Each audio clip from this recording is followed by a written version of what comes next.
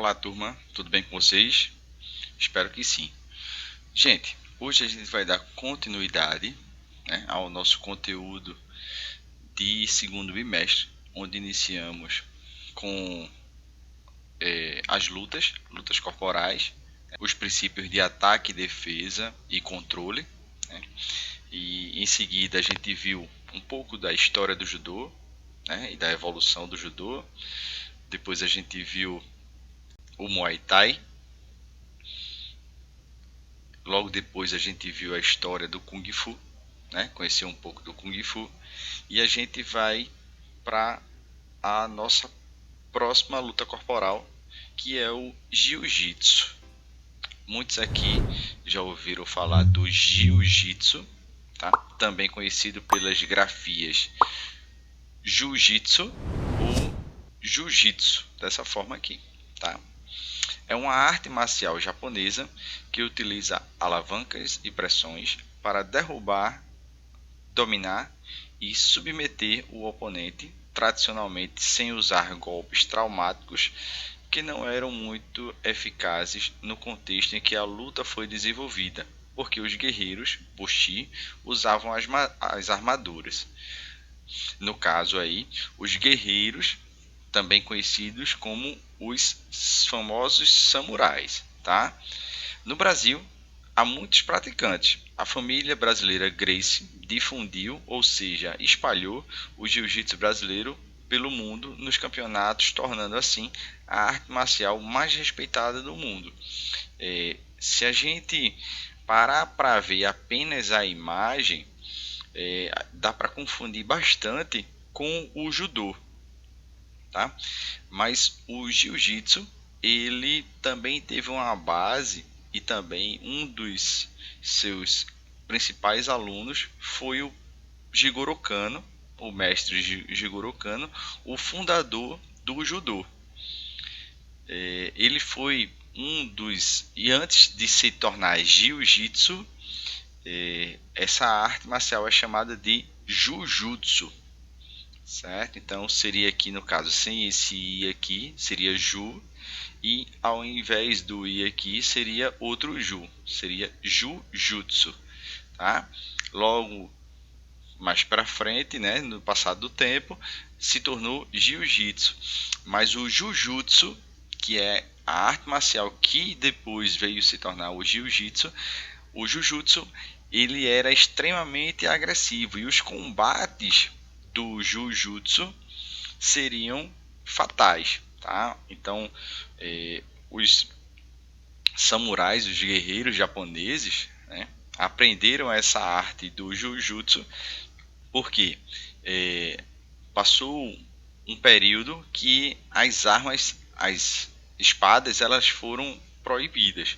Então, por ser proibido, eles estavam desarmados. Então, eles tinham que aprender uma técnica que não no combate não os levassem à morte, certo? Eles iriam aprender a se defender sem utilização de armamento, tá certo? A gente vai ver um vídeo daqui a pouco explicando toda a origem do Jujutsu, que posteriormente foi visto como o atual Jiu-Jitsu, tá certo?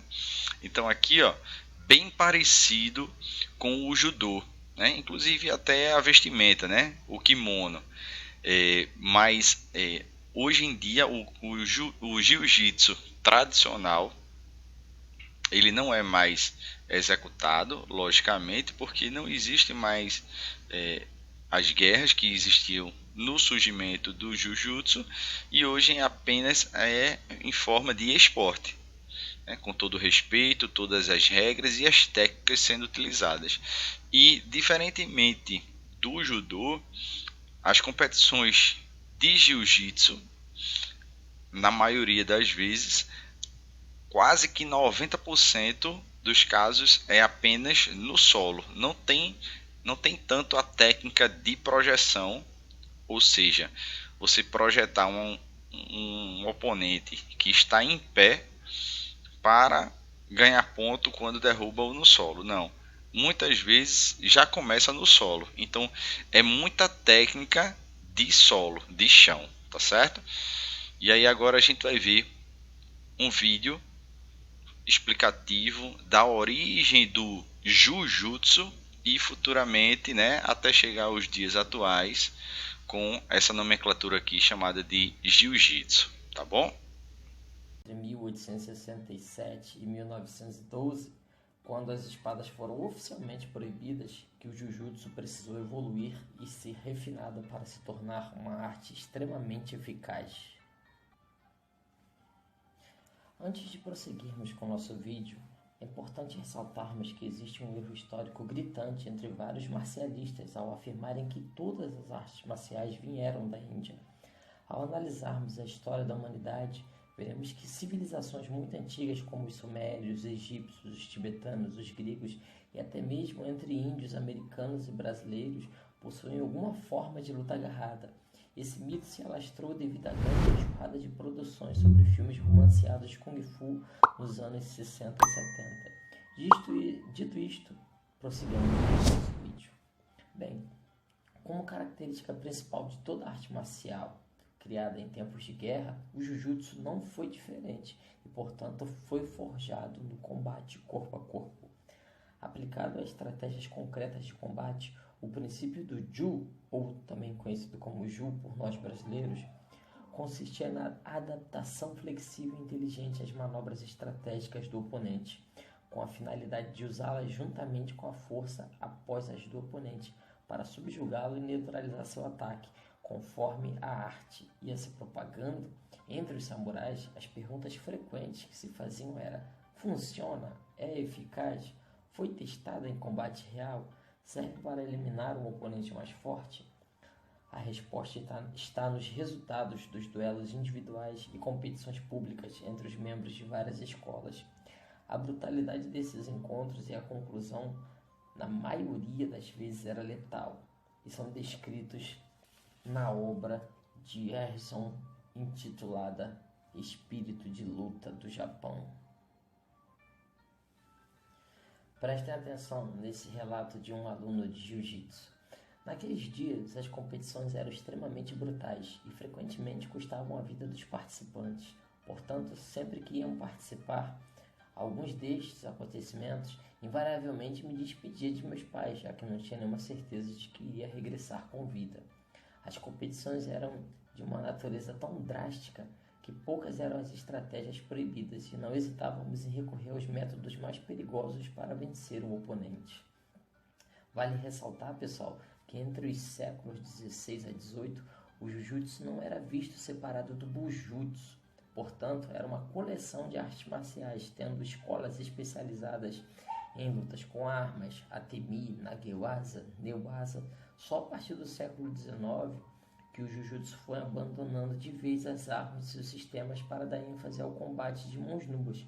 Principal motivo, a era Meiji, que tornou proibido as armas, principalmente as de lâminas, como já abordamos em nosso vídeo histórico intitulado A Origem do Japão e Artes Marciais.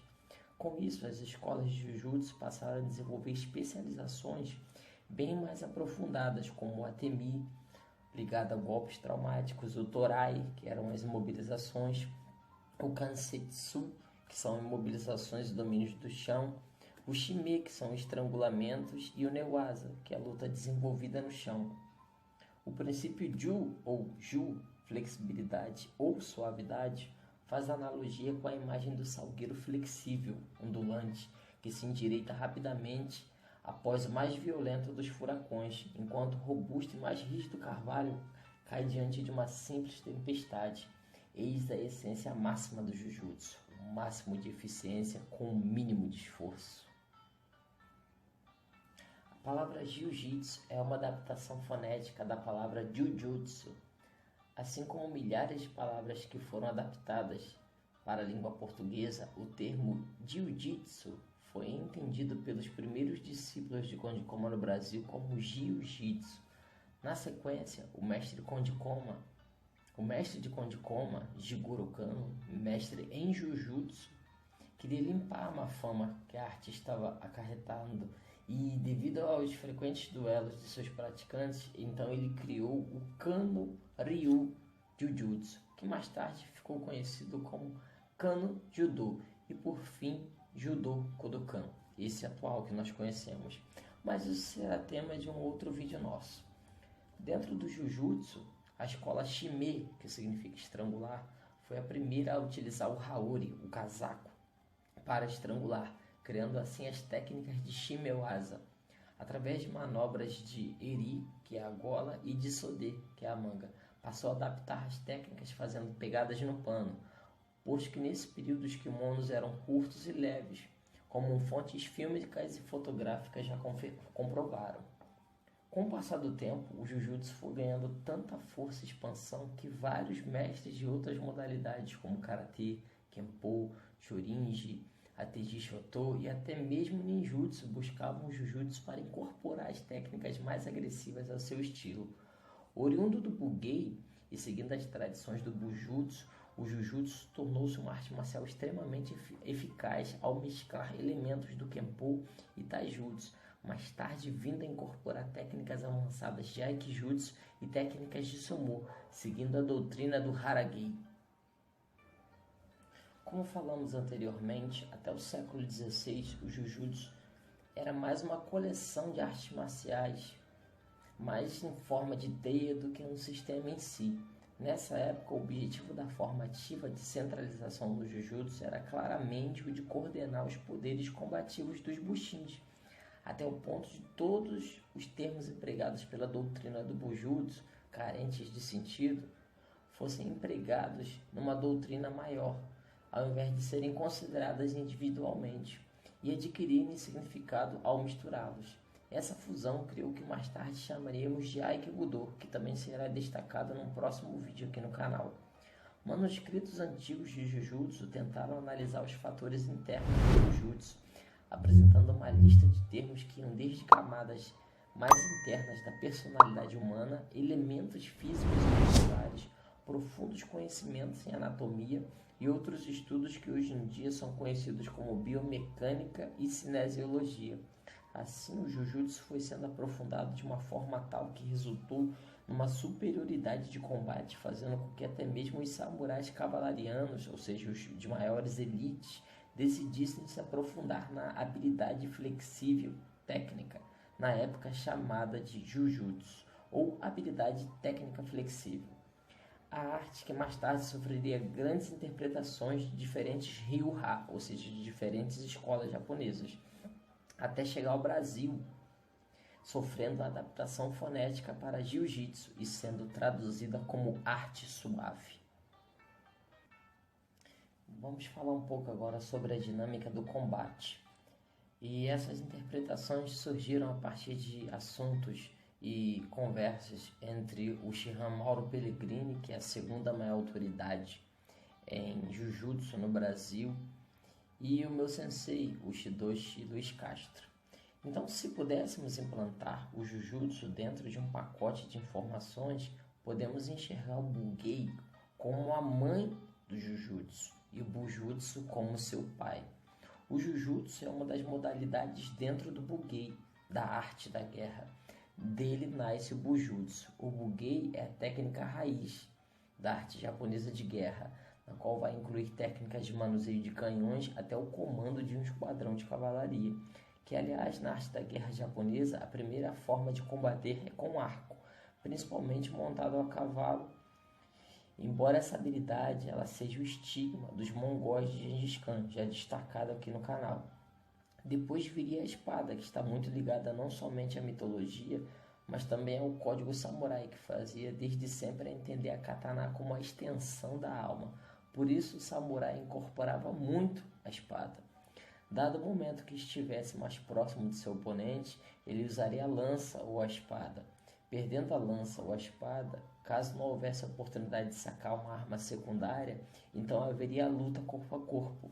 Essa pode ser chamada de taijutsu ou kakuto. Geralmente o samurai estaria de armadura, então muitas vezes esses golpes traumáticos não seriam tão eficientes quanto as alavancas e torções. O samurai daria ênfase ao nagewaza, que são as técnicas de projeção, devido à geografia acidentada do Japão. Mesmo antes da finalização, haveria algum tipo de torção ou golpe contundente. É importante ressaltar que nesse período o combate em forma de strike, ou seja, soco, chute, cabeçada, cotovelada, do samurai sofria forte influência do Kung Fu vindo da China e tomando proporções aos moldes nipônicos. Estamos falando aqui do Kenpo, que brevemente também será destacado em nosso canal. A compilação de técnicas utilizadas pelo samurai no combate sem armas era a seguinte: Aikijutsu, Chikara Kurabe, Gu-Soku, Hakushi, Jujutsu, Kenpo, Kyaijutsu, Koshimawari, Koshinowawaki, Kimiushi, Shinobi-jutsu, Sumo, Taijutsu, Torite, Wajutsu, Yawara e Watemi. Mais tarde, no período Edo, tudo que outrora foi conhecido como Bugei e Bujutsu passou a ser chamado de Budô, como já destacamos aqui em nosso canal. O período Edo foi um período em que houve um alto índice de alfabetização no Japão e também renovação cultural. A elite samurai tentou se aproximar ao máximo possível do budismo para tentar unificar o Japão sob a égide de um país forte e coeso. É importante ressaltarmos que desde o século XVI, o que hoje conhecemos como Jujutsu sempre esteve presente na cultura samurai. Embora hoje em dia o Jujutsu seja muito mais conhecido na Europa do que no próprio Oriente, devido à influência de inúmeras gremiações criadas na primeira metade do século XX. Jujutsu, Jiu-Jitsu, Jiu-Jitsu e Judô, no que tange a luta corpo a corpo desarmado, podem ser compreendidas como artes irmãs. O que muda é a interpretação, o ênfase que cada uma delas aplica a cada técnica. O Budô presente em todas elas e principalmente ao estigma que foi criado em cima delas. Por exemplo, quando se pensa em Judô, lhe vem à cabeça o Nagewasa, ou seja, as projeções. Mas no Judô também existe o Newaza, que é a luta de chão, que atualmente é de domínio do Jiu-Jitsu brasileiro. E quando você pensa em Jiu-Jitsu, lhe vem à mente dois lutadores agarrados no chão, certo? Mas o Jiu-Jitsu é herdeiro do Jujutsu e a luta começa em pé, com a diferença que com o passar dos anos a parte traumática de socos e chutes e pontapés foi eliminada. Uma curiosidade que vocês talvez não saibam é que a minha arte raiz que treino há mais de 20 anos, o Ninpo, é a mesma técnica, a mesma terminologia para os golpes, só o que muda é a interpretação, pois o código samurai, ou seja, o Bushido, ele é oposto ao código dos ninjas, ou seja, o Ninpo. E daí proibirá de usar certas técnicas nas sombras e no calar da noite, como fazia o guerreiro ninja, que pertencia a um clã que na época agia mais como se fosse uma sociedade. Isso aconteceu por outras influências além do Japão, como a cultura tibetana. E se nós pegarmos o Taijutsu de raiz, do Ninpo e o Jujutsu dos samurais, veremos que são as mesmas técnicas, apenas com interpretações e terminologias distintas. E é por isso que as escolas de ninjutsu, como a Kuromaru, a Kanakuna, a Akai, treinavam não somente o Ninpo, mas também as antigas tradições samurais, ou seja, o Jujutsu. E para finalizar, você deve estar se perguntando, mas por que o Jiu-Jitsu é chamado de arte suave, assim como o Jujutsu? O conceito central de Jujutsu de raiz segue 3 linhas de comando. No Atemi são as distâncias e pontos sensíveis para aplicar os golpes traumáticos. No Nagewasa nós temos a queda, parte do princípio de abalar o centro de gravidade do oponente para provocar seu desequilíbrio e levá-lo ao chão. E por último, o Newaza, a luta de chão, que passou pelo Kanakuna Jutsu e Kosen Judo, até se tornar o nosso Jiu-Jitsu brasileiro. E é sobre essa parte que mais nos chama a atenção, pois ela é baseada em alavancas. Das dezenas de alavancas que o corpo humano possui, o Jujutsu na luta de solo trabalha em cima de 3 alavancas principais.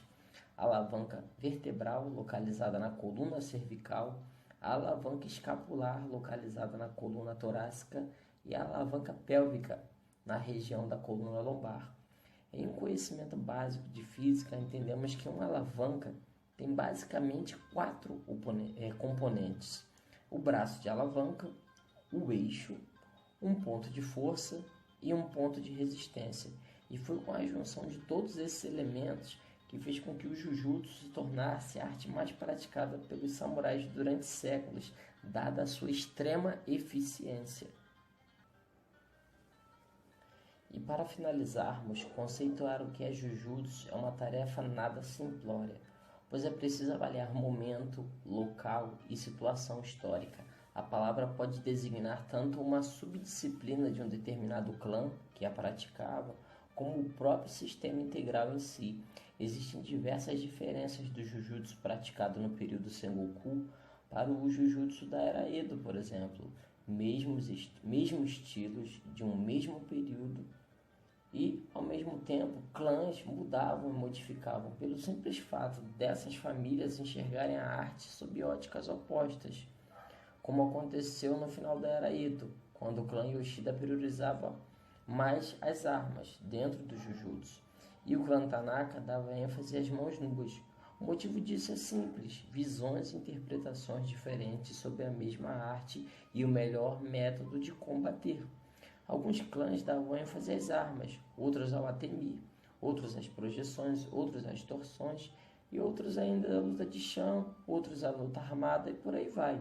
Uma curiosidade sobre a luta de chão no Jujutsu é que, quando o treinamento visava a preparação para a guerra, o discípulo aprendia técnicas utilizando estocadas com o Kaiken ou Tanto, que são as facas, as lâminas.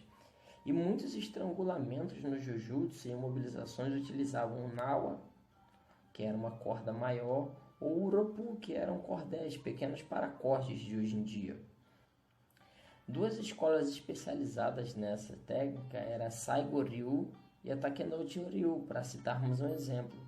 Já sistemas criados no primórdio da restauração Meiji, que foi quando as armas se tornaram de uso exclusivo do governo imperial, como destacamos aqui, possuíam menos enfoque nas técnicas belicistas, objetivando mais a defesa pessoal e os desafios entre escolas. Estou falando aqui, galera, do início das rixas entre estilos e equipes.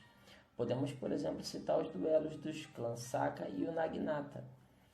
E outra coisa, a partir daí podemos entender a mente e a filosofia dos pensadores como Yamamoto Tsunetomo e o Yagyu Munenori. Por que não citarmos Jigoro Kano e Murray Ueshiba, ambos praticantes de Jujutsu que criaram artes distintas e ao mesmo tempo tão próximas? E chegamos ao final de mais um vídeo histórico do canal. Mais para frente abordaremos outras artes marciais treinadas por ninjas e samurais e que hoje se encontram repousadas sob a forma de filosofia e arte, como o Kudo, por exemplo. Voltando um pouquinho, né, do vídeo aí que a gente acabou de ver, eu sei que quem está assistindo, né, tem muito... Ah, professor, eu estou confuso, um pouco confuso. São muitos nomes que eu não conheço. Concordo plenamente, né? Essas nomenclaturas, todas elas não são traduzidas para o português até hoje. É uma arte milenar e quem é praticante, por exemplo, do judô, do jiu-jitsu, do karatê, do kung fu. Então, essas artes marciais, né? Essas lutas corporais de origem oriental, elas não são traduzidas para o português. Então, quem é praticante começa a aprender os nomes e as técnicas daquela luta corporal específica no seu nome original. Técnicas de Nage-waza, Te-waza. Então, você que começa a ser praticante de uma luta corporal oriental, realmente tem que aprender as nomenclaturas da origem daquela luta corporal em específico, no caso aqui o jiu-jitsu, tá? Mas o que fica bem claro é toda a evolução de como que surgiu o jiu-jitsu e por aí vai, né? Foram técnicas utilizadas pelos samurais para um combate próximo de luta corporal, que não estavam utilizando seu armamento, que na época foi extinto, né? Então o que acontece? A partir daí foram utilizadas algumas técnicas de projeção, de imobilização e basicamente o jiu-jitsu atual, como técnicas de solo na competição, utiliza muito além da imobilização, as técnicas nas articulações, né? Mãos, cotovelos, perna, pé, tá certo? E aí a gente tem também o fundador, né, do jiu-jitsu hoje, o jiu-jitsu contemporâneo, o Hélio Gracie, que transformou o jiu-jitsu aqui no Brasil, como a gente pôde ver aqui, a família Gracie, né? Então, toda ela tem uma história do surgimento do jiu-jitsu trazido do Japão para aqui para o Brasil, tá certo? E aí a gente fica por aqui. Qualquer dúvida pode perguntar no grupo lá, nosso grupo lá do WhatsApp, e lá eu passarei também a atividade de hoje, tá certo? Um forte abraço a todos.